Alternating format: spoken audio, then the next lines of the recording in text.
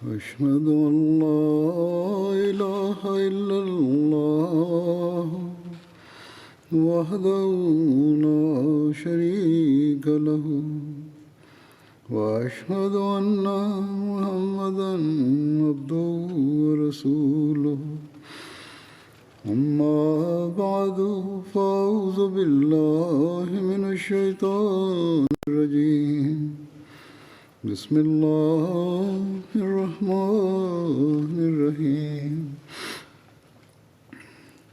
الحمد لله رب العالمين الرحمن الرحيم مالك يوم الدين إياك نعبد وإياك نستعين اهدنا الصراط المستقيم صراط الذين أنعمت عليهم غير المغضوب عليهم ولا الضالين.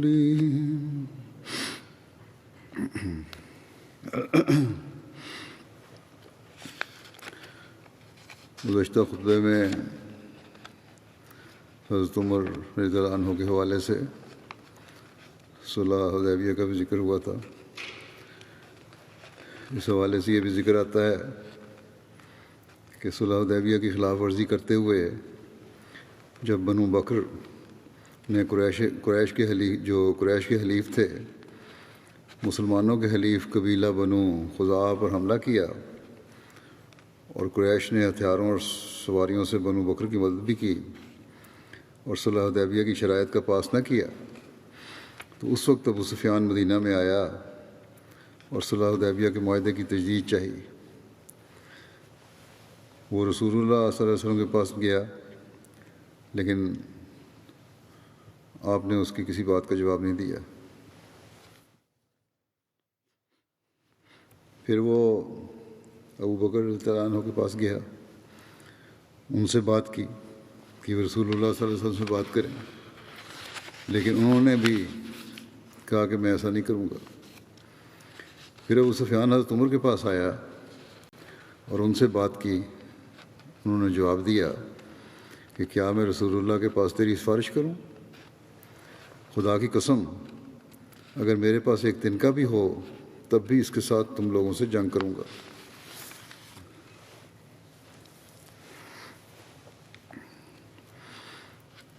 فتح مکہ کا ذکر کرتے ہوئے ڈاکٹر علی بن صلابی نے لکھا ہے کہ جب رسول اللہ صلی اللہ علیہ وسلم مر الزہران پہنچے تو ابو سفیان کو اپنے بارے میں فکر ہونے لگی. رسول اللہ صلی اللہ علیہ وسلم کے چچا حضرت عباس نے اسے مشورہ دیا کہ رسول اللہ صلی اللہ علیہ وسلم سے امان طلب کر لو. حضرت عباس بیان کرتے ہیں کہ میں نے ابو سفیان سے کہا تیرا برا ہو، دیکھو رسول اللہ صلی اللہ علیہ وسلم لوگوں میں موجود ہیں. ابو سفیان کہنے لگا کہ میرے ماں باپ تم پر قربان، اس سے بچنے کی کیا ترکیب ہے؟ میں نے کہا اللہ کی قسم اگر وہ تمہیں گرفتار کر لیں تو یقیناً تمہیں قتل کر دیں گے. میرے پیچھے خچر پر سوار ہو جاؤ، میں تمہیں رسول اللہ صلی اللہ علیہ وسلم کے پاس لے جاتا ہوں اور پھر تمہارے لیے آپ سے امان طلب کروں گا. حضرت عباس کہتے ہیں کہ وہ میرے پیچھے سوار ہو گیا. میں جب بھی کسی مسلمان کو آگوں میں سے کسی آگ کے پاس سے گزرتا تو وہ پوچھتے یہ کون ہے. مسلمان کی آگوں میں سے کسی آگ کے پاس سے گزرتا تو پوچھتے یہ کون ہے. رات کو وقت تھا، آگیں جلی ہوئی تھیں. جب وہ رسول اللہ صلی اللہ علیہ وسلم کو خچر دیکھتے اور یہ کہ میں اس پر سوار ہوں تو وہ کہتے رسول اللہ صلی اللہ علیہ وسلم کے چچا آپ کے خچر پر ہیں. یہاں تک کہ جب میں عمر بن خطاب کی آگ کے پاس سے گزرا تو انہوں نے کہا یہ کون ہے، اور وہ میرے پاس کھڑے ہوئے. جب انہوں نے ابو سفیان کو دیکھا تو کہا ابو سفیان اللہ کا دشمن، ہر قسم کی تعریف اللہ کے لیے ہے جس نے بغیر کسی عہد و پیمان کے تجھ پر غلبہ عطا فرمایا ہے. پھر حضرت عباس کھینچتے ہوئے رسول اللہ صلی اللہ علیہ وسلم کے حاضر ہوئے، یعنی ابو سفیان کو، اور حضرت عمر بھی آپ کے پاس داخل ہوئے اور عرض کیا یا رسول اللہ صلی اللہ علیہ وسلم۔ حضرت عمر نے کہا یا رسول اللہ مجھے اجازت دیجیے تاکہ میں اس کی گردن مار دوں۔ حضرت عباس کہتے ہیں کہ میں نے کہا یا رسول اللہ صلی اللہ علیہ وسلم میں نے اس کو پناہ دی ہے۔ جب حضرت عمر اپنی بات پر اصرار کرتے رہے تو میں نے کہا اے عمر ٹھہرو، اللہ کی قسم اگر اس کا تعلق بنو عدی سے ہوتا تو تم ایسا نہ کہتے، اور تم جانتے ہو کہ وہ بنو عبد مناف میں سے ہے۔ اس پر حضرت عمر کہنے لگے کہ اے عباس ٹھہرو، اللہ کی قسم جب تم نے اسلام قبول کیا تھا تو مجھے اتنی خوشی ہوئی تھی کہ اگر میرا باپ خطاب بھی ایمان لاتا تو اتنی خوشی نہ ہوتی، اور میں جانتا تھا کہ رسول اللہ صلی اللہ علیہ وسلم کو تمہارا ایمان لانا زیادہ محبوب تھا خطاب کے اسلام لانے سے اگر وہ اسلام قبول کرتا۔ اس کے بعد رسول اللہ صلی اللہ علیہ وسلم نے فرمایا اے عباس ابو سفیان کو اپنے ساتھ لے جاؤ اور صبح لے کر آنا۔ بہرحال یہ مکالمہ ہوتا رہا حضرت عمر کا اور حضرت عباس کا، اور آخر پھر حضرت صلی اللہ علیہ وسلم نے حضرت عباس کو یہی کہا کہ اس کو لے جاؤ، پناہ میں دے دیا تو لے جاؤ، کچھ نہیں کہنا اس کو۔ ابو بکر بن عبد الرحمن سے مروی ہے کہ شعبان 7 ہجری میں رسول اللہ صلی اللہ علیہ وسلم نے حضرت عمر بن خطاب کو ایک سریہ میں 30 آدمیوں کے ساتھ تربہ میں قبیلہ حوازن کی ایک شاخ کی طرف روانہ فرمایا۔ تربہ جو ہے یہ مکے سے 2 دن کی مسافت پر ایک وادی ہے جہاں بنو حوازن آباد تھے۔ جب 2 دن کی مسافت وغیرہ کا ذکر ہوتا ہے تو یہ پرانے زمانے کی جو سواریاں تھیں گھوڑے یا اونٹ ان کے حوالے سے ذکر ہوتا ہے۔ بریدہ اسلمی سے مروی ہے کہ رسول اللہ صلی اللہ علیہ وسلم نے اہل خیبر کے میدان میں اترے تو آپ نے جھنڈا حضرت عمر بن خطاب کو دیا۔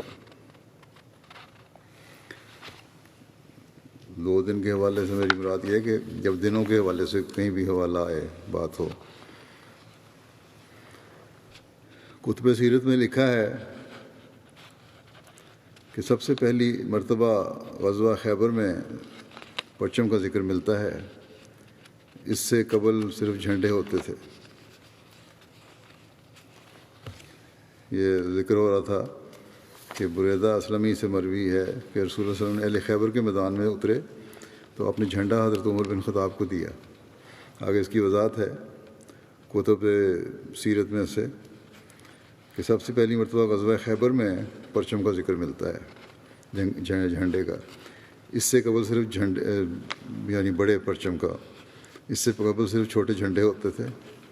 نبی کریم صلی اللہ علیہ وسلم کا پرچم سیاہ رنگ کا تھا جو ام المومنین حضرت عائشہ کی چادر سے بنایا گیا تھا۔ اس کا نام عقاب تھا، اور آپ کا جھنڈا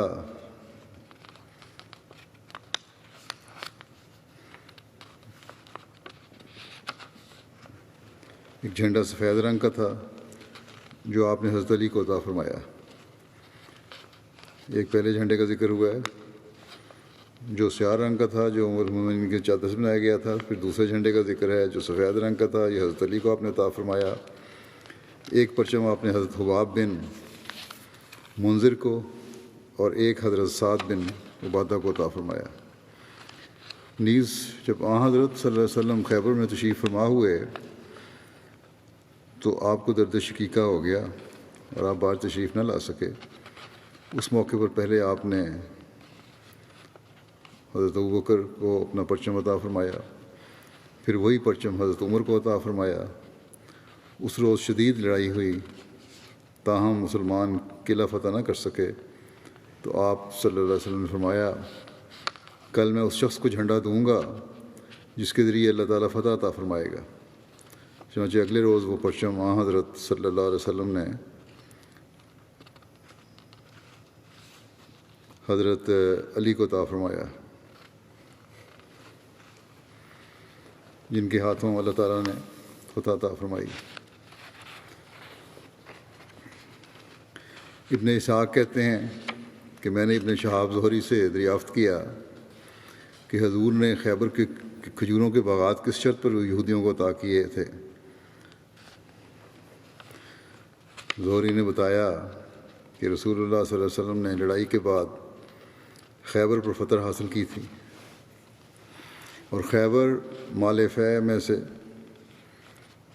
تھا جو اللہ عز و جل نے رسول اللہ صلی اللہ علیہ وسلم کو عطا فرمایا۔ اس کا 5واں حصہ رسول اللہ صلی اللہ علیہ وسلم کے لیے تھا اور اسے آپ نے مسلمانوں میں تقسیم فرمایا۔ اور یہود میں سے جو لوگ لڑائی کے بعد جلا وطنی پر آمادہ ہوتے ہوئے اپنے قلعوں سے نیچے اترے تو رسول اللہ صلی اللہ علیہ وسلم نے ان کو بلا کر فرمایا، لڑائی کے بعد جلا وطنی پر آمادہ ہوتے ہوئے اپنے قلعوں سے اترے، رسول اللہ صلی اللہ علیہ وسلم کو بلایا اور بلا کر فرمایا کہ اگر تم چاہو تو یہ اموال تمہارے سپرد کیے جا سکتے ہیں، اس شرط پر کہ تم ان میں کام کرو اور اس کا پھل ہمارے اور تمہارے درمیان تقسیم ہوگا۔ بٹائی پر کام ہو جائے گا اس جائیداد کا، اگر تم چاہو تو یہاں رہنا، اور میں تم لوگوں کو ٹھہراؤں گا جہاں اللہ تم لوگوں کو ٹھہرائے گا۔ تو یہود نے قبول کر لیا، یہود ان میں کام کرتے رہے۔ رسول اللہ صلی اللہ علیہ وسلم حضرت عبداللہ بن رواحہ کو بھیجا کرتے تھے کہ وہ ان باغات کے پھل تقسیم کرتے اور یہود کے لیے پھلوں کا اندازہ کرنے میں عدل سے کام لیا کرتے تھے۔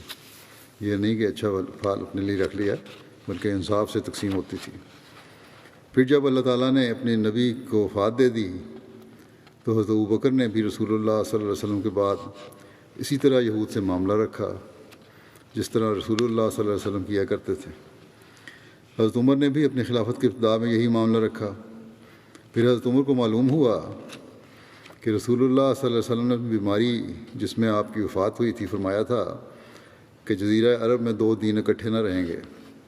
حضرت عمر نے اس کی تحقیق کی اور جب یہ بات ثابت ہو گئی تب انہوں نے خیبر کے یہود کو لکھا کہ اللہ عز و جل نے تمہاری جلا وطنی کے بارے میں حکم دیا ہے۔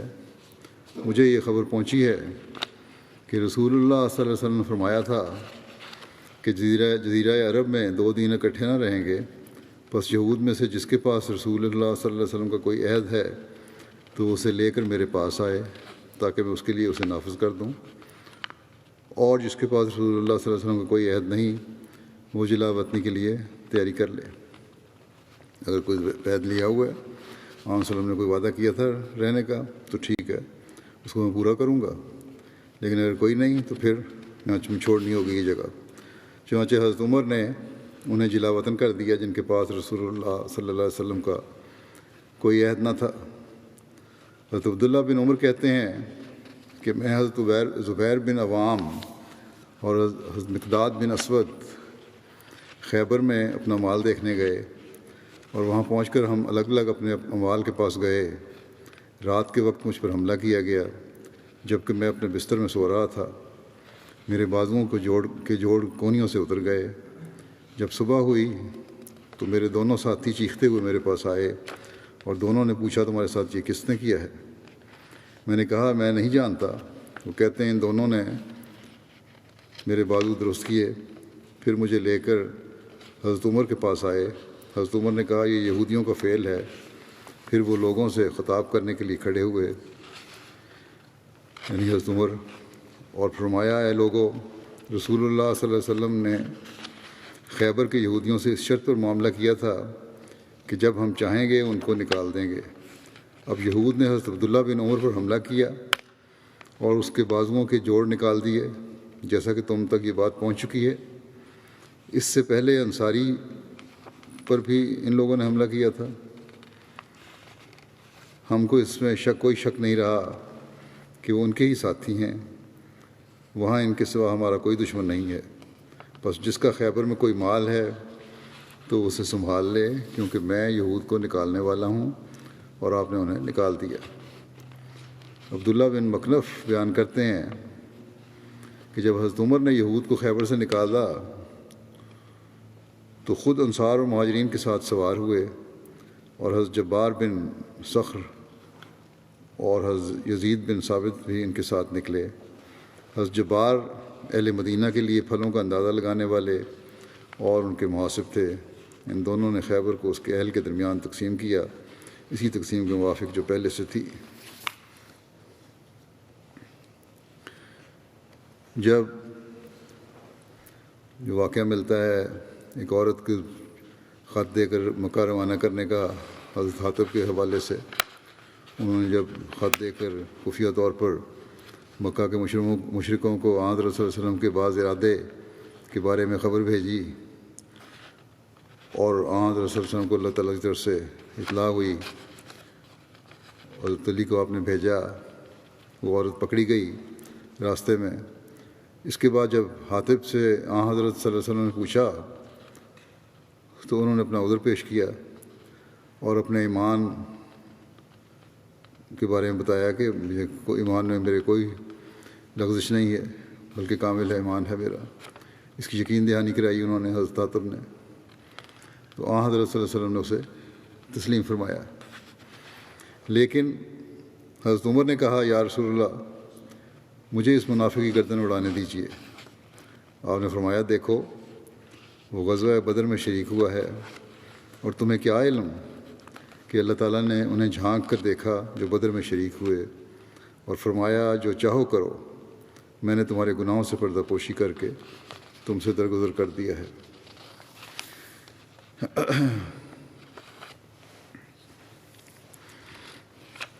ایک اور واقعہ ہے جس کا حضرت عمر سے براہ راست تو تعلق نہیں ہے، لیکن ضمن ذکر آتا ہے حضرت عمر کا، اس لیے بیان کرتا ہوں۔ حضرت ابو قتادہ کہتے ہیں کہ جب حنین کا واقعہ ہوا تو میں نے مسلمانوں میں سے ایک شخص کو دیکھا کہ وہ ایک مشرک شخص سے لڑ رہا ہے اور ایک اور مشرک ہے جو دھوکہ دے کر چپکے سے اس کے پیچھے سے اس پر حملہ کرنا چاہتا ہے کہ اس کو مار ڈالے۔ یہ دیکھ کر میں اس شخص کی طرف جلدی سے لپکا جو ایک مسلمان پر اس طرح دھوکے سے جھپٹنا چاہتا تھا۔ اس نے مجھے مارنے کے لیے اپنا ہاتھ اٹھایا اور میں نے اس کے ہاتھ پر وار کر کے اس کو کاٹ ڈالا۔ اس کے بعد اس نے مجھے پکڑ لیا اور اس زور سے مجھے بھینچا کہ میں بے بس ہو گیا۔ پھر اس نے مجھے چھوڑ دیا، وہ ڈھیلا پڑ گیا اور میں نے اس کو دھکا دیا اور اس کو مار ڈالا۔ ادھر یہ حال ہوا کہ مسلمان شکست کھا کر بھاگ گئے، میں بھی ان کے ساتھ بھاگ گیا۔ پھر میں کیا دیکھتا ہوں کہ حضرت عمر بن خطاب لوگوں کے ساتھ ہیں۔ میں نے ان سے کہا لوگوں کو کیا ہوا کہ بھاگ کھڑے ہوئے؟ انہوں نے کہا حضرت عمر نے کہ اللہ کا منشا۔ پھر لوگ لوٹ کر رسول اللہ صلی اللہ علیہ وسلم کے پاس آ گئے۔ رسول اللہ صلی اللہ علیہ وسلم نے فرمایا جو شخص کسی مقتول کے متعلق یہ ثبوت پیش کر دے کہ اس نے اس کو قتل کیا ہے تو اس مقتول کا سامان اس کے قاتل کا ہوگا۔ میں اٹھا کہ اپنے مقتول کے متعلق کوئی شہادت ڈھونڈوں، مگر کسی کو نہ دیکھا جو میری شہادت دیتا اور میں بیٹھ گیا۔ پھر مجھے خیال آیا اور میں نے اس مقتول کا واقعہ رسول اللہ صلی اللہ علیہ وسلم سے ذکر کیا۔ آپ کے ساتھ بیٹھے ہوئے لوگوں میں سے ایک شخص نے کہا اس مقتول کے ہتھیار جس کا یہ ذکر کرتے ہیں میرے پاس ہیں، آپ ان ہتھیاروں کے بجائے ان کو کچھ دے دلا کر راضی کر دیں۔ حضرت ابوبکر نے کہا ایسا ہرگز نہیں ہو سکتا کہ آپ صلی اللہ علیہ وسلم قریش کے ایک معمولی سے شخص کو تو سامان دلا دیں اور اللہ کے شیروں میں سے ایک شیر کو چھوڑ دیں جو اللہ اور اس کے رسول صلی اللہ علیہ وسلم کی طرف سے لڑ رہا ہو۔ حضرت ابو قتادہ کہتے ہیں کہ رسول اللہ صلی اللہ علیہ وسلم کھڑے ہوئے، آپ نے مجھے وہ سامان دلا دیا۔ میں نے اس سے کھجوروں کا ایک چھوٹا سا باغ خرید لیا اور یہ پہلا مال تھا جو میں نے اسلام میں بطور جداد پیدا کیا۔ حضرت ابن عمر سے مروی ہے کہ جب ہم حنین سے لوٹے تو حضرت عمر نے نبی کریم صلی اللہ علیہ وسلم سے ایک نظر کے بارے میں پوچھا جو انہوں نے جاہلیت میں مانی ہوئی تھی، یعنی اعتکاف بیٹھنے کی۔ نبی کریم صلی اللہ علیہ وسلم نے وہ نظر پوری کرنے کا ارشاد فرمایا کہ چاہے وہ جاہلیت کے زمانے کی تھی اسے پورا کرو۔ جو اسلامی تعلیم کے اندر رہتے ہوئے جو بھی شرط ہو سکتی ہے اس کو پورا کرنا ضروری ہے، یہ شرط بھی ہے ساتھ۔ غزوہ تبوک میں حضرت عمر کا کیا کردار تھا، اس کے بارے میں کیا ذکر ہے؟ غزوہ تبوک کے موقع پر جب رسول اللہ صلی اللہ علیہ وسلم کی طرف سے چندے کی خاص تحریک ہوئی، اس کے متعلق حضرت عمر اپنا واقعہ بیان کرتے ہیں کہ ایک دن ہمیں رسول اللہ صلی اللہ علیہ وسلم نے ارشاد فرمایا کہ ہم صدقہ کریں۔ اس وقت میرے پاس مال تھا۔ میں نے کہا اگر میں کسی دن حضرت ابوبکر سے صدقہ دے جا سکا تو آج لے جاؤں گا، تو میں اپنا نصف مال لایا۔ پھر رسول اللہ صلی اللہ علیہ وسلم نے فرمایا اپنے اہل کے لیے کیا باقی چھوڑ آئے ہو؟ میں نے کہا اتنا ہی، جتنا لے کے آیا ہوں اتنا ہی چھوڑ کے آیا ہوں۔ حضرت ابوبکر سب کچھ جو ان کے پاس تھا لے آئے۔ میں تو نصف لے آیا اور حضرت ابوبکر جو کچھ تھا لے آئے۔ رسول اللہ صلی اللہ علیہ وسلم نے ان سے بھی پوچھا اپنے اہل کے لیے کیا چھوڑ آئے ہو؟ انہوں نے کہا میں ان کے لیے اللہ اور اس کا رسول چھوڑ آیا۔ حضرت عمر کہتے ہیں میں نے سوچا کہ میں آپ سے کسی چیز میں کبھی سبقت نہیں لے جا سکوں گا۔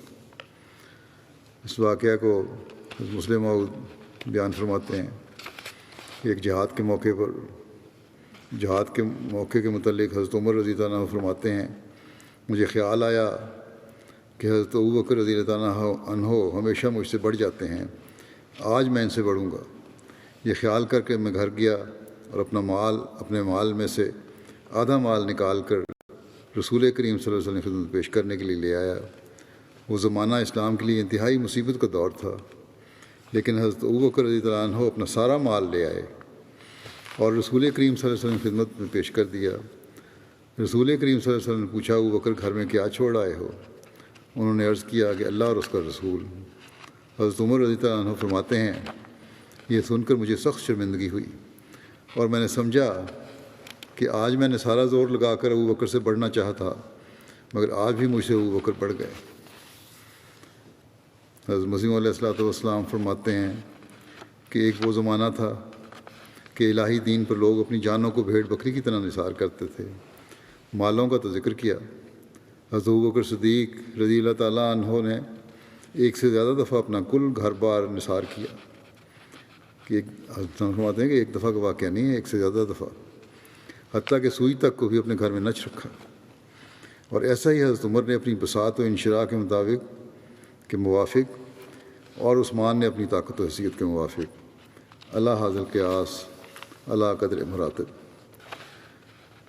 تمام صحابہ اپنی جانوں اور مالوں سمیت اس دین الہی پر قربان کرنے کے لیے تیار ہو گئے۔ ایک وہ ہیں، پھر آگے مسلم جماعت کے بارے میں اس وقت بات فرماتے ہیں کہ ایک وہ ہیں کہ بیعت تو کر جاتے ہیں اور اقرار بھی کر جاتے ہیں کہ ہم دنیا پر دین کو مقدم کریں گے، مگر مدد اور امداد کے موقع پر اپنی جیبوں کو دبا کر پکڑے رکھتے ہیں۔ بھلا ایسی محبت دنیا سے کوئی دینی مقصد پا سکتا ہے؟ اور کیا ایسے لوگوں کا وجود کچھ بھی نفع رساں ہو سکتا ہے؟ ہرگز نہیں، ہرگز نہیں۔ اللہ تعالیٰ فرماتا ہے کہ لن تنالوا البر حتیٰ تنفقوا مما تحبون۔ جب تک تم اپنے عزیز ترین اشیاء اللہ جل شانہ کی راہ میں خرچ نہ کرو تب تک تم نیکی کو نہیں پا سکتے۔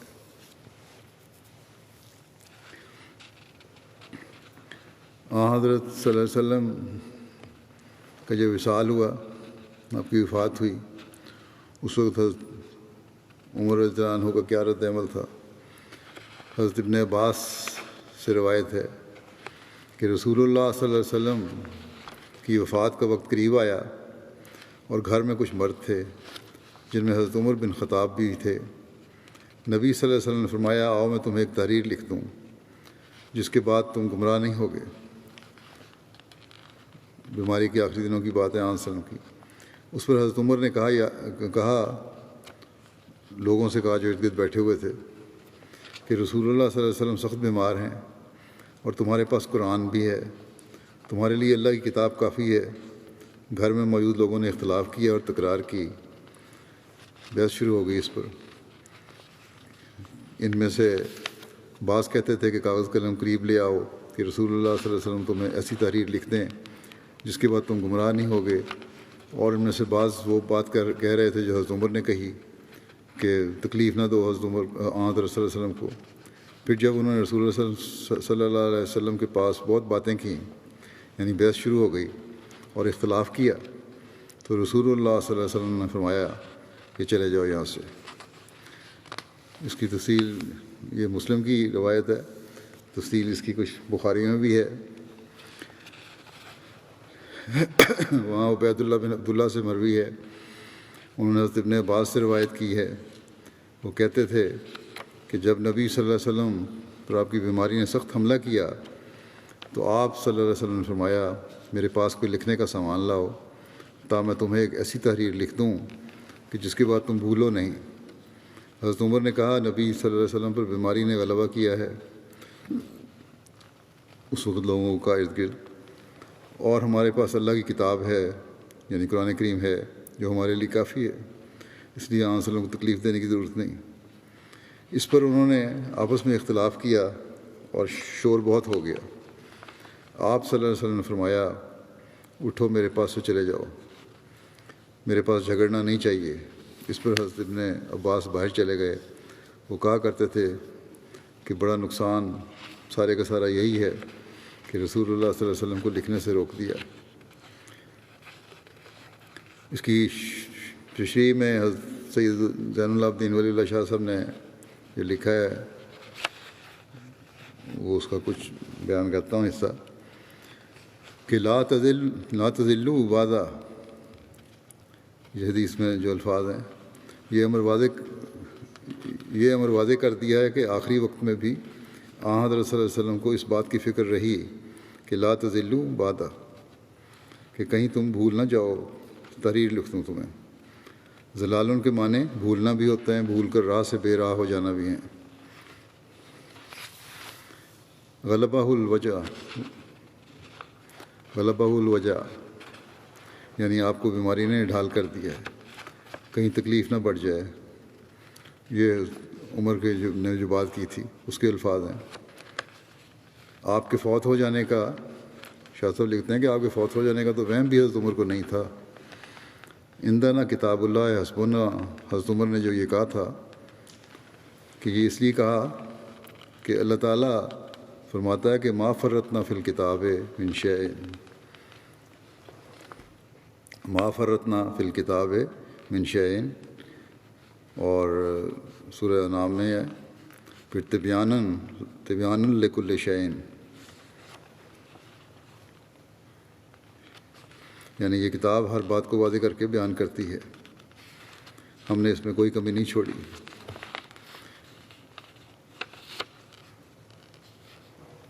پھر لکھتے ہیں کہ لا ينبغي عند تنازع، یعنی بعض لوگ جن کے جذبات حضرت عمر کی طرح رقیق تھے انہوں نے کہا کہ ایسے وقت میں تکلیف نہیں دینی چاہیے، اور بعض نے کہا کہ حکم کی تعمیل کرنی چاہیے، جو حضرت نے فرمایا تو لے آؤ کلمہ دوات۔ مگر حضرت صلی اللہ علیہ وسلم نے ان کو چلے جانے کا حکم دیا جب آپس میں بحث شروع ہو گئی، اور فرمایا کہ میرے پاس شور نہ کرو۔ اس سے معلوم ہوتا ہے کہ آپ صلی اللہ علیہ وسلم کو کتاب اللہ کی عزت کا اس حالت بے قراری میں بھی اس قدر پاس تھا کہ حضرت عمر کی بات سننے کے بعد کاغذ قلم دوات منگوانے کا ارادہ نہیں فرمایا، جیسا کہ بخاری کی دوسری روایتوں سے معلوم ہوگا کہ آپ صلی اللہ علیہ وسلم اس واقعہ کے بعد بھی چند روز زندہ رہے اور اس دن کچھ اور وصیتیں بھی کی ہیں، مگر اس خیال کا ارادہ نہیں فرمایا، یعنی اس بات کو دوبارہ نہیں فرمایا۔ ایسا معلوم ہوتا ہے کہ جن احکام کے لکھوانے کی ضرورت سمجھی تھی وہ کتاب اللہ میں موجود تھے، گویا کہ قرآن مجید سے چمٹے رہنے کی تاکید فرمانا چاہتے تھے، اور آپ صلی اللہ علیہ وسلم نے حضرت عمر کی تائید کی اور خاموش ہو رہے۔ یہ وہ ادب ہے جس کی پرواہ نام نہاد علماء کو نہیں ہوتی۔ شاہ صاحب لکھتے ہیں آگے علیہ وسلم کا یہ ادب تھا قرآن کریم کا، جس کی پرواہ نام نہاد علماء کو نہیں ہوتی۔ ایک رائے کا جو اظہار کر بیٹھتے ہیں تو پھر وہ اسے وہی الہی کی طرح سمجھتے ہیں۔ پھر لکھتے ہیں کہ ہمیں اس پاکیزہ نمونے کو کبھی نہیں بھولنا چاہیے جو حضرت صلی اللہ علیہ وسلم کا پاکیزہ نمونہ تھا۔ کتاب اللہ کے سامنے سب دوسری باتیں کالعدم۔ عروہ بن زبیر نے نبی صلی اللہ علیہ وسلم کی زوجہ مطہرہ حضرت عائشہ سے روایت کی کہ رسول اللہ صلی اللہ علیہ وسلم فوت ہو گئے اور حضرت ابوبکر اس وقت سنہ میں تھے۔ سنہ بھی مدینہ سے 2 میل کے فاصلے پر ایک جگہ ہے۔ اسماعیل نے کہا، یعنی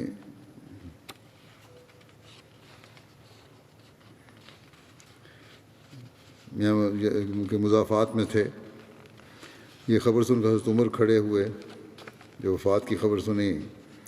حضرت عمر تو باہر گئے ہوئے تھے مضافات میں، لیکن جب وفات کی خبر ہوئی تو یہ خبر سن کے حضرت عمر کھڑے ہوئے اور کہنے لگے، اللہ کی قسم رسول اللہ صلی اللہ علیہ وسلم فوت نہیں ہوئے۔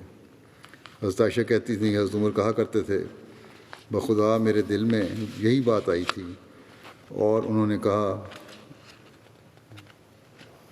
یعنی حضرت عمر نے کہا کہ اللہ آپ کو ضرور اٹھائے گا تب بعض آدمیوں کے ہاتھ پاؤں کاٹ دے۔ اتنے میں حضرت ابوبکر آ گئے۔ یہ ماننے کو تیار نہیں تھے حضرت عمر کے آن علیہ وسلم کی وفات ہوئی ہے، ان کا خیال ہے دوبارہ زندہ ہو جائیں گے۔ اتنے میں حضرت ابوبکر آ گئے۔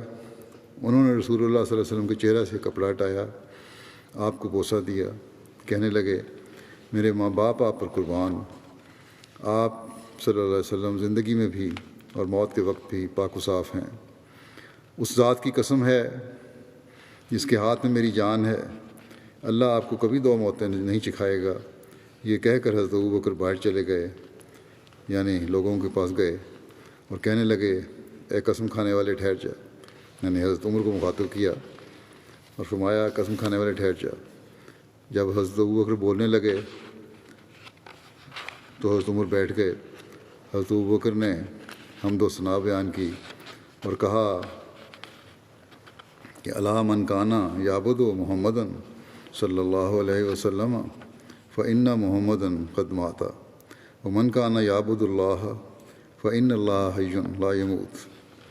کہ دیکھو، جو محمد صلی اللہ علیہ وسلم کو پوچھتا تھا سن لے کہ محمد صلی اللہ علیہ وسلم تو یقین فوت ہو گئے ہیں، اور جو اللہ کو پوچھتا تھا تو اسے یاد رہے کہ اللہ زندہ ہے، کبھی نہیں مرے گا۔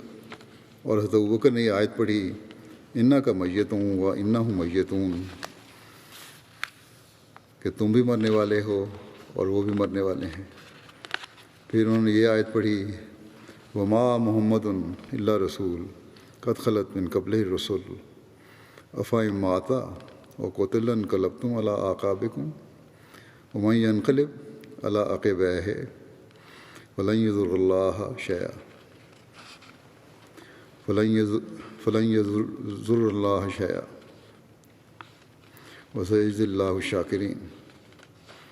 کہ محمد صرف اللہ کے ایک رسول ہیں، آپ سے پہلے سب رسول فوت ہو چکے ہیں، تو پھر کیا اگر آپ فوت ہو جائیں یا قتل کیے جائیں تو تم اپنی ایڑیوں کے بل پھر جاؤ گے، اور جو کوئی اپنی ایڑیوں کے بل پھر جائے تو وہ اللہ کو ہرگز نقصان نہ پہنچا سکے گا، اور ان قریب اللہ شکر کرنے والوں کو بدلہ دے گا۔ سلیمان کہتے تھے، یہ سن کر لوگ اتنے روئے کہ ہچکیاں بند گئیں۔ حضرت ابن عباس کہتے ہیں کہ اللہ کی قسم ایسا معلوم ہوا کہ گویا لوگ اس وقت تک کہ حضرت ابوبکر نے وہ آیت پڑھی جانتے ہی نہ تھے کہ اللہ نے یہ آیت بھی نازل کی تھی۔ گویا تمام لوگوں نے ان سے یہ آیت سیکھی۔ پھر لوگوں میں سے جس آدمی کو بھی میں نے سنا یہی آیت پڑھ رہا تھا۔ زہری کہتے تھے، سعید بن مسیب نے مجھے بتایا کہ حضرت عمر نے کہا، اللہ کی قسم جو ہی کہ میں نے حضرت ابوبکر کو یہ آیت پڑھتے سنا، میں اس قدر گھبرایا کہ دہشت کے مارے میرے پاؤں مجھے سنبھال نہ سکے اور میں زمین پر گر گیا۔ جب میں نے حضرت ابوبکر کو یہ آیت پڑھتے سنا، میں نے جان لیا کہ نبی صلی اللہ علیہ وسلم فوت ہو گئے ہیں۔ حضرت مسیح علیہ السلام بیان فرماتے ہیں، عربی کے الفاظ بھی حدیث میں آپ نے کوٹ فرمائے ہیں، تو وہ اس کو جو ہے میں ترجمہ پڑھ دیتا ہوں۔ الفاظ تو جب چھپے گا اس میں آ جائیں گے۔ آپ فرماتے ہیں کہ ابن عباس سے روایت ہے کہ ابوبکر نکلا، یعنی بروز وفات آن حضرت صلی اللہ علیہ وسلم، اور عمر لوگوں سے کچھ باتیں کر رہا تھا، یعنی کہہ رہا تھا کہ آن حضرت صلی اللہ علیہ وسلم فوت نہیں ہوئے بلکہ زندہ ہیں۔ بس ابوبکر نے کہا کہ اے عمر بیٹھ جا، مگر عمر نے بیٹھنے سے انکار کیا۔ بس لوگ ابوبکر کی طرف متوجہ ہو گئے اور عمر کو چھوڑ دیا۔ بس ابوبکر نے کہا کہ بعد حمد و صلات تو واضح ہو کہ جو شخص تم میں سے محمد صلی اللہ علیہ وسلم کی پرستش کرتا ہے اس کو معلوم ہو کہ محمد صلی اللہ علیہ وسلم فوت ہو گیا۔ اور جو شخص تم میں سے خدا کی پرستش کرتا ہے تو خدا زندہ ہے جو نہیں مرے گا۔ اور آن حضرت صلی اللہ علیہ وسلم کی موت پر دلیل یہ ہے کہ خدا نے فرمایا ہے کہ محمد صلی اللہ علیہ وسلم صرف ایک رسول ہے، اور اس سے پہلے تمام رسول اس دنیا سے گزر چکے ہیں، یعنی مر چکے ہیں۔ اور حضرت ابوبکر نے الشاکرین تک یہ آیت پڑھ کر سنائی۔ پھر آپ لکھتے ہیں کہ کہا راوی نے، پس بخدا گویا لوگ اس سے بے خبر تھے کہ یہ آیت بھی خدا نے نازل کی ہے، اور ابوبکر کے پڑھنے سے ان کو پتہ لگا۔ پس اس آیت کو تمام صحابہ نے ابوبکر سے سیکھ لیا، اور کوئی بھی صحابی یا غیر صحابی باقی نہ رہا جو اس آیت کو پڑھتا نہ تھا۔ اور عمر نے کہا بخدا میں نے یہ آیت ابوبکر سے ہی سنی ہے جب اس نے پڑھی، بس میں اس کے سننے سے ایسا بے حواس اور زخمی ہو گیا ہوں کہ میرے پیر مجھے اٹھا نہیں سکتے، اور میں اس وقت سے زمین پر گرا جاتا ہوں جب سے کہ میں نے یہ آیت پڑھتے سنا اور یہ کلمہ کہتے سنا کہ آن حضرت صلی اللہ علیہ وسلم فوت ہو گئے۔ اور اس جگہ قسطلانی شرح بخاری کی یہ عبارت ہے، حضرت مسلم فرماتے ہیں کہ اس جگہ قسطلانی شرح بخاری کی یہ عبارت ہے کہ عمر بن الخطاب یکلم الناس یقول لهم مات رسول اللہ ولا یموت حتی یقتل المنافقین، یعنی حضرت عمر رضی اللہ عنہ لوگوں سے باتیں کرتے تھے اور کہتے تھے کہ حضرت صلی اللہ علیہ وسلم فوت نہیں ہوئے، اور جب تک منافقوں کو قتل نہ کر لیں فوت نہیں ہوں گے۔ پھر فرماتے ہیں اور ملل و نحل شارستانی میں اس قصہ کے متعلق یہ عبارت ہے، اس کا ترجمہ یہ ہے کہ عمر خطاب کہتے تھے کہ جو شخص یہ کہے گا کہ آن حضرت صلی اللہ علیہ وسلم فوت ہو گئے تو میں اپنی اسی تلوار سے اس کو قتل کر دوں گا، بلکہ وہ آسمان پر اٹھائے گئے ہیں جیسا کہ عیسیٰ بن مریم اٹھائے گئے۔ اور ابوبکر نے کہا کہ جو شخص محمد صلی اللہ علیہ وسلم کی عبادت کرتا ہے تو وہ ضرور فوت ہو گئے ہیں، اور جو شخص محمد صلی اللہ علیہ وسلم کے خدا کی عبادت کرتا ہے تو وہ زندہ ہے، نہیں مرے گا، یعنی یہ خدا ہی میں یہ صفت ہے کہ وہ ہمیشہ زندہ ہے، اور باقی تمام نوع انسان و حیوان پہلے اس سے مر جاتے ہیں کہ ان کی نسبت خلود کا گمان، ہمیشہ رہنے کا گمان بھی ہو، اس سے پہلے ہی مر جاتے ہیں۔ پھر حضرت ابوبکر نے یہ آیت پڑھی جس کا یہ ترجمہ ہے کہ محمد صلی اللہ علیہ وسلم رسول ہیں اور سب رسول دنیا سے گزر گئے، کیا اگر وہ فوت ہو گئے یا قتل کیے گئے تو تم مرتد ہو جاؤ گے؟ تب لوگوں نے اس آیت کو سن کر اپنے خیالات سے رجوع کر لیا۔ اب سوچو کہ حضرت ابوبکر کا اگر قرآن سے یہ استدلال نہیں تھا کہ تمام نبی فوت ہو چکے ہیں، اور نیز اگر یہ استدلال صریح اور قطعیت الدلالت نہیں تھا، تو وہ صحابہ جو بقول آپ کے 1,00,000 سے بھی زیادہ تھے، یعنی وہاں دلیل دے رہے ہیں، بتانے والے کو بتا رہے ہیں، جو صحابہ 1,00,000 سے بھی زیادہ تھے بقول آپ کے، محض ظنی اور شکی امر پر کیوں کر قائل ہو گئے، اور کیوں یہ حجت پیش نہ کی کہ یا حضرت یہ آپ کی دلیل ناتمام ہے اور کوئی نص قطعیہ تو دلالت آپ کے ہاتھ میں نہیں؟ کیا آپ اب تک اس سے بے خبر ہیں کہ قرآن ہی آیت رافع کا الیہ میں حضرت مسیح کا بجسمہ العنصری آسمان پر جانا بیان فرماتا ہے؟ کیا بل رفع اللہ الیہ بھی آپ نے نہیں سنا؟ پھر آن حضرت صلی اللہ علیہ وسلم کا آسمان پر جانا آپ کے نزدیک کیوں مستعبد ہے؟ بلکہ صحابہ نے جو مذاق قرآن سے واقف تھے، آیت کو سن کر اور لفظ خلط کی تشریح فکرہ افہام ماتا و قتلا میں پا کر فی الفور اپنے خیال کو چھوڑ دیا۔ ہاں، ان کے دل آن حضرت صلی اللہ علیہ وسلم کی موت کی وجہ سے سخت غمناک اور چور ہو گئے، اور ان کی جان گھٹ گئی۔ اور حضرت عمر نے فرمایا کہ اس آیت کے سننے کے بعد میری یہ حالت ہو گئی ہے کہ میرے جسم کو میرے پیر اٹھا نہیں سکتے اور میں زمین پر گرا جاتا ہوں۔ سبحان اللہ، کیسے سعید اور وقاف عند القرآن تھے کہ جب آیت میں غور کر کے سمجھ آ گیا کہ تمام گزشتہ نبی فوت ہو چکے ہیں، تب بجوز اس کے کہ رونا شروع کر دیا اور غم سے بھر گئے اور کچھ نہ کیا۔ پھر ایک اور موقع پر حضرت مسلم فرماتے ہیں حضرت عمر رضی اللہ عنہ کا یہ فرمانا کہ جو شخص حضرت سیدنا محمد مصطفیٰ صلی اللہ علیہ وسلم کی نسبت یہ کلمہ منہ پر لائے گا کہ وہ مر گئے ہیں تو میں اس کو اپنی اسی تلوار سے قتل کر دوں گا۔ اس سے معلوم ہوتا ہے کہ حضرت عمر کو اپنے اس خیال کی وجہ سے حضرت صلی اللہ علیہ وسلم کی زندگی پر بہت غلف ہو گیا تھا، اور وہ اس کلمے کو جو حضرت صلی اللہ علیہ وسلم کے مر گئے ہیں کا کلمہ ہے کفر اور ارتداد سمجھتے تھے۔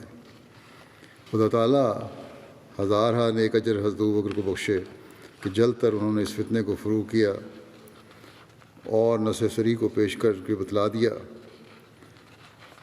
گزشتہ تمام نبی مر گئے ہیں۔ کیا در حقیقت اس تصریح سے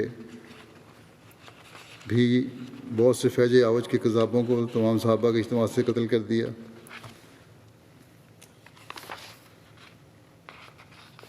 ہاں، مر گئے ہیں۔ اور جیسا کہ انہوں نے مسلمہ کذاب اور اسود انسی وغیرہ کو قتل کیا، در حقیقت اس تصریح سے بھی بہت سے فیض اعوج کے کذابوں کو تمام صحابہ کے اجتماع سے قتل کر دیا۔ یعنی جس طرح وہ قتل کیا، اس جھوٹا جو ایک نظریہ تھا اس کا بھی خاتمہ کر دیا۔ گویا 4 کذاب نہیں بلکہ 5 کذاب مارے۔ پھر آپ فرماتے ہیں کہ یا الہی ان کی جان پر کروڑہ رحمت نازل کر۔ اگر اس جگہ خلط کے یہ معنی کیے جائیں کہ بعض نبی زندہ آسمان پر جا بیٹھے ہیں، تب تو اس صورت میں حضرت عمر حق بجانب ٹھہرتے ہیں، اور یہ آیت ان کو مضر نہیں بلکہ ان کی معجر ٹھہرتی ہے۔ لیکن اس آیت کا اگلا فقرہ جو بطور تشریح ہے، یعنی افائم ماتا و قتلا، جس پر حضرت ابوبکر کی نظر جا پڑی، ظاہر کر رہا ہے کہ آیت کے یہ معنی لینا کہ تمام نبی گزر گئے، گو مر کر گزر گئے یا زندہ ہی گزر گئے، یہ دجل اور تحریف اور خدا کی منشا کے برخلاف ایک عظیم افتراء ہے۔ اور ایسے افتراء عمداً کرنے والے جو عدالت کے دن سے نہیں ڈرتے اور خدا کی اپنی تشریح کے برخلاف الٹے معنی کرتے ہیں، وہ بلا شبہ ابدی لعنت کے نیچے ہیں۔ لیکن حضرت عمر رضی اللہ عنہ کو اس وقت تک اس آیت کا علم نہیں تھا، اور دوسرے بعض صحابہ بھی اسی غلط خیال میں مبتلا تھے اور اس سہو و نسیان میں گرفتار تھے جو مقتضائے بشریت ہے، اور ان کے دل میں تھا کہ بعض نبی اب تک زندہ ہیں اور پھر دنیا میں آئیں گے، پھر کیوں حضرت صلی اللہ علیہ وسلم ان کی مانند نہ ہوں۔ لیکن حضرت ابوبکر نے تمام آیت پڑھ کر اور افائم ماتا و قتلا سنا کر دلوں میں بٹھا دیا کہ خلط کے معنی 2 قسم میں ہی معصور ہیں، حتف انف سے مرنا یعنی طبی موت مرنا، اور مارے جانا۔ تب مخالفوں نے اپنی غلطی کا اقرار کیا اور تمام صحابہ اس کلمے پر متفق ہو گئے کہ گزشتہ نبی سب مر گئے ہیں، اور فکرہ افائم ماتا و قتلا کا بڑا ہی اثر پڑا اور سب نے اپنے مخالفانہ خیالات سے رجوع کیا۔ فالحمدللہ علی ذالک، یہ تحفہ غزنویہ میں اپنے بیان فرمایا یہ۔ پھر ایک اور جگہ بیان فرماتے ہیں کہ تمام صحابہ کی شہادت حضرت صلی اللہ علیہ وسلم ہی کی وفات پر یہ ہوئی ہے کہ سب نبی مر گئے۔ حضرت عمر نے رسول اللہ صلی اللہ علیہ وسلم کی نسبت کہا کہ ابھی نہیں مرے، اور تلوار کھینچ کر کھڑے ہو جاتے ہیں، مگر حضرت ابوبکر صدیق کھڑے ہو کر یہ خطبہ پڑھتے ہیں کہ ما محمد اللہ رسول قد خلت من قبل الرسل۔ اب اس موقع پر جو ایک قیامت ہی کا میدان تھا کہ نبی کریم صلی اللہ علیہ وسلم نے اس دنیا سے رخصت ہو چکے ہیں اور کل صحابہ جمع ہیں، یہاں تک کہ اسامہ کا لشکر بھی روانہ نہیں ہوا، حضرت عمر کے کہنے پر حضرت ابوبکر بآواز بلند کہتے ہیں کہ محمد صلی اللہ علیہ وسلم کی وفات ہو گئی، اور اس پر استدلال کرتے ہیں کہ ما محمد اللہ رسول سے۔ اب اگر صحابہ کے وہم و گمان میں بھی حضرت عیسیٰ علیہ السلام کی زندگی ہوتی تو ضرور بول اٹھتے، مگر سب خاموش ہو گئے اور بازاروں میں یہ آیت پڑھتے تھے اور کہتے تھے کہ گویا یہ آیت آج اتری ہے۔ معاذ اللہ، صحابہ منافق نہ تھے جو وہ حضرت ابوبکر کے روب میں آ کر خاموش ہو رہے اور حضرت ابوبکر کی تردید نہ کی؟ نہیں، اصل بات یہی تھی جو حضرت ابوبکر نے بیان کی، اس لیے سب نے گردن جھکا لی۔ یہ ہے اجماع صحابہ کا۔ حضرت عمر بھی تو یہی کہتے تھے کہ رسول اللہ صلی اللہ علیہ وسلم پھر آئیں گے۔ اگر یہ استدلال کامل نہ ہوتا، اور کامل تب ہی ہوتا کہ کسی قسم کا استثناء نہ ہوتا، کیونکہ اگر حضرت عیسیٰ زندہ آسمان پر چلے گئے تھے اور انہوں نے پھر آنا تھا، تو پھر یہ استدلال کیا، یہ تو ایک مسخری ہوتی، تو خود حضرت عمر ہی تردید کرتے۔ بار بار حضرت مسیح علیہ والسلام نے اس واقعے کو بھی بیان کیا مختلف جگہوں پر، جو میں نے بیان کیے مختلف واقعات۔ وہ اس لیے ہے کہ وہ لوگ جو حضرت عیسیٰ کو زندہ آسمان پر بیٹھا تصور کرتے ہیں، ان کے دماغ سے یہ خیال نکالا جائے کہ کوئی بشر بھی زندہ آسمان پر نہیں گیا اور نہ جا سکتا ہے، اور اسی طرح حضرت عیسیٰ علیہ السلام بھی وفات پا چکے ہیں۔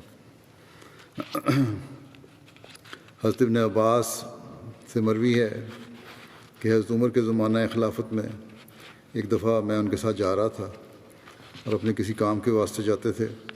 ان کے ہاتھ میں کوڑا تھا اور میرے سوا اور کوئی ان کے ساتھ نہ تھا، اور وہ اپنے آپ سے باتیں کر رہے تھے اور اپنے پیروں کی پچھلی طرف کوڑا مارتے جاتے تھے۔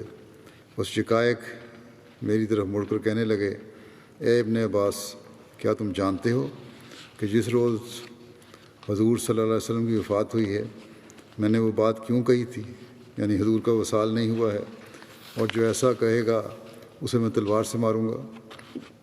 حضرت ابن عباس کہتے ہیں، میں نے کہا، اے امیر المومنین، میں نہیں جانتا۔ آپ حضرت عمر نے آپ رضی اللہ عنہ ہی واقف ہوں گے، یعنی حضرت عمر کو کہا کہ آپ ہی واقف ہوں گے کیوں کہی تھی۔ حضرت عمر فرمانے لگے کہ اللہ کی قسم، اس کا باعث یہ تھا کہ میں اس آیت کو پڑھا کرتا تھا کہ وَكَذَلِكَ جَعَلْنَاكُمْ أُمَّةً وَسَطًا لِتَكُونُوا شُهَدَاءَ عَلَى النَّاسِ وَيَكُونَ الرَّسُولُ عَلَيْكُمْ شَهِيدًا۔ اور اس طرح ہم نے تمہیں وسطی امت بنا دیا تاکہ تم لوگوں پر نگران ہو جاؤ اور رسول تم پر نگران ہو جائے۔ اور اللہ کی قسم، میں یہ سمجھتا تھا کہ رسول اللہ صلی اللہ علیہ وسلم اپنی امت میں زندہ رہ کر ان کے اعمال کے گواہ ہوں گے، بس اس سبب سے میں نے اس روز وہ گفتگو کی تھی جو میں نے کی تھی۔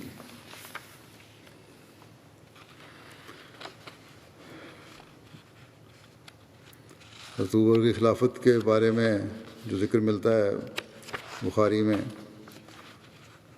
پہلے بھی بیان ہوا ہے، دوبارہ بیان کرتا ہوں میں، کہ انصار بنی سعدہ کے گھر حضرت سعد بن عبادہ کے پاس اکٹھے ہوئے اور کہنے لگے کہ ایک امیر ہم میں سے ہو اور ایک امیر تم میں سے۔ حضرت ابوبکر اور حضرت عمر بن خطاب اور حضرت ابو عبیدہ بن جراح ان کے پاس گئے۔ حضرت عمر بولنے لگے، حضرت ابوبکر نے انہیں خاموش کیا۔ حضرت عمر کہتے تھے کہ اللہ کی قسم، میں نے جو بولنا چاہا تھا اس لیے کہ میں نے ایسی تقریر تیار کی تھی جو مجھے بہت پسند آتی تھی۔ مجھے ڈر تھا کہ حضرت ابوبکر اس تک نہ پہنچ سکیں گے، یعنی ویسا نہیں بول سکیں گے۔ پھر اس کے بعد حضرت ابوبکر نے تقریر کی، اور ایسی تقریر کی جو بلاغت میں تمام لوگوں کی تقریروں سے بڑھ کر تھی۔ انہوں نے اپنی تقریر کے اثناء میں کہا کہ ہم امیر ہیں اور تم وزیر ہو۔ انصار کو کہا تم وزیر ہو۔ حباب بن منذر نے یہ سن کر کہا، ہرگز نہیں، اللہ کی قسم ہرگز نہیں، بخدا ہم ایسا نہیں کریں گے، ایک امیر ہم میں سے ہوگا اور ایک امیر آپ میں سے۔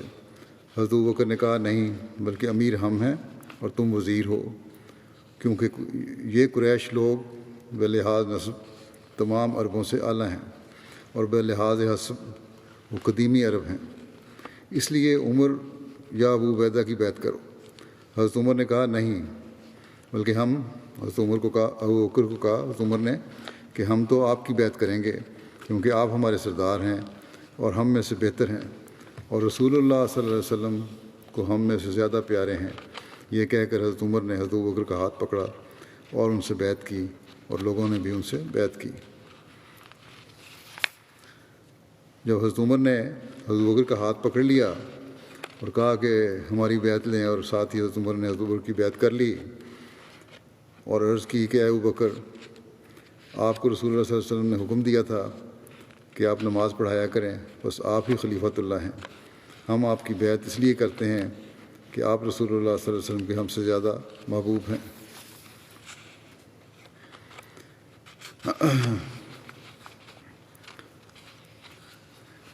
مرتدین کے فتنے کے بارے میں لکھا ہے سیرت ابن ہشام میں کہ جب رسول کریم صلی اللہ علیہ وسلم کی وفات ہوئی تو مسلمانوں کے مصائب بڑھ گئے۔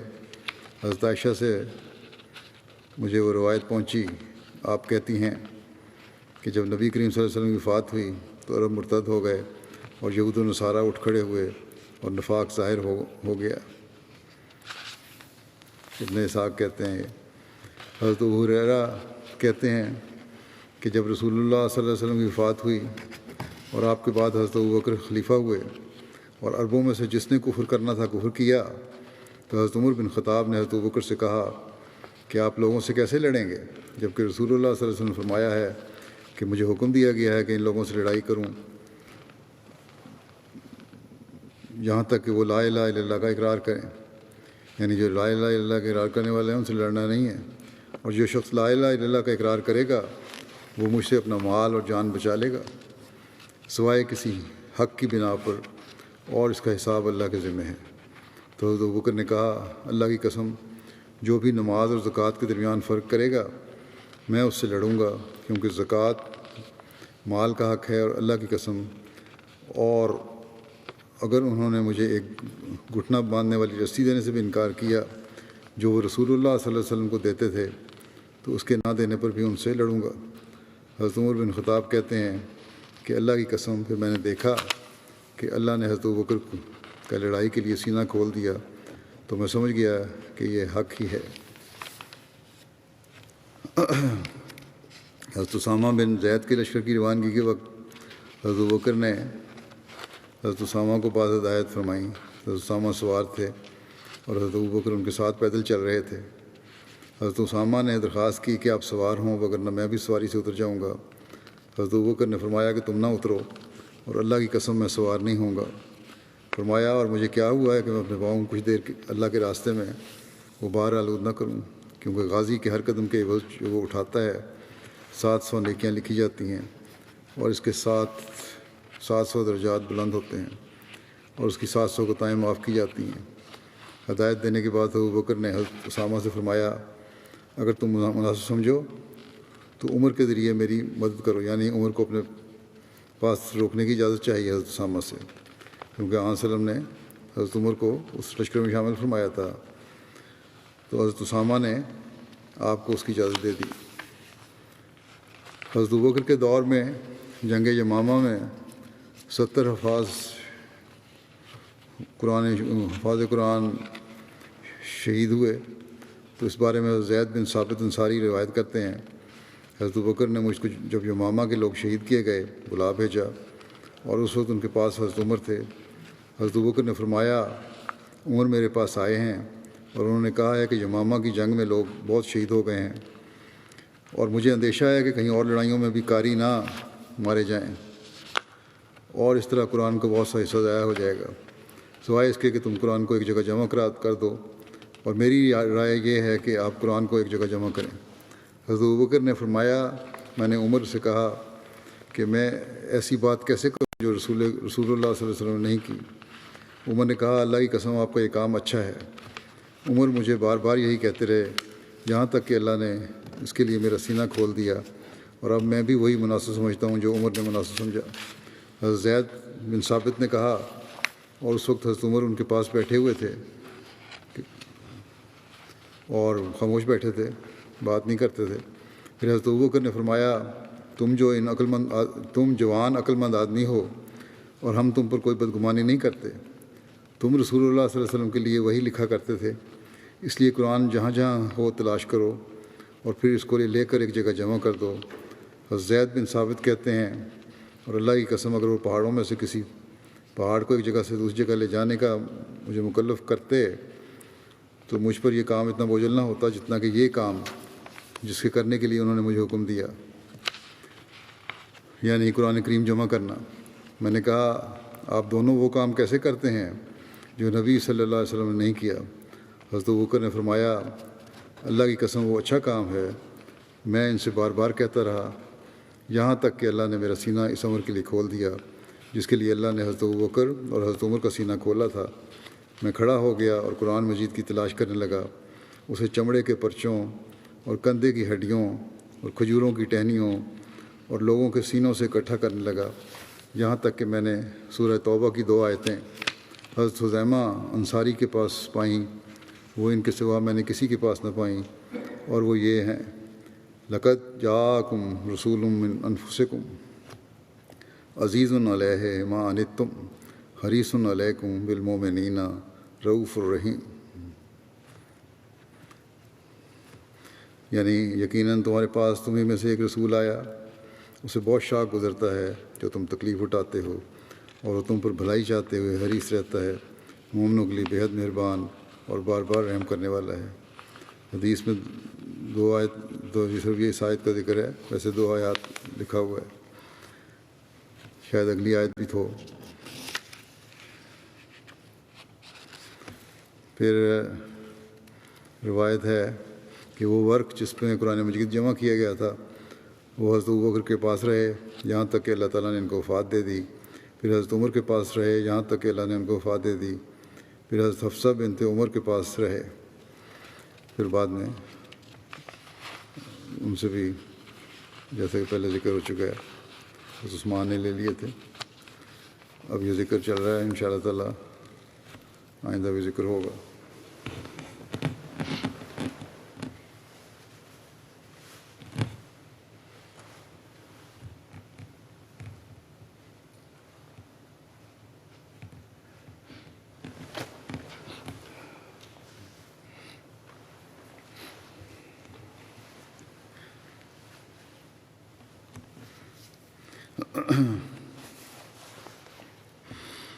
الحمد لله نحمده ونستعينه ونستغفره ونؤمن به ونتوكل عليه ونعوذ بالله من شرور أنفسنا ومن سيئات أعمالنا، من يهده الله فلا مضل له ومن يضلل فلا هادي له، ونشهد أن لا إله إلا الله ونشهد أن محمدا عبده ورسوله۔ عباد الله رحمكم الله، إن الله يأمر بالعدل والإحسان وإيتاء ذي القربى وينهى عن الفحشاء والمنكر والبغي يعظكم لعلكم تذكرون۔ اذكروا الله يذكركم وادعوه يستجب لكم ولذكر الله أكبر۔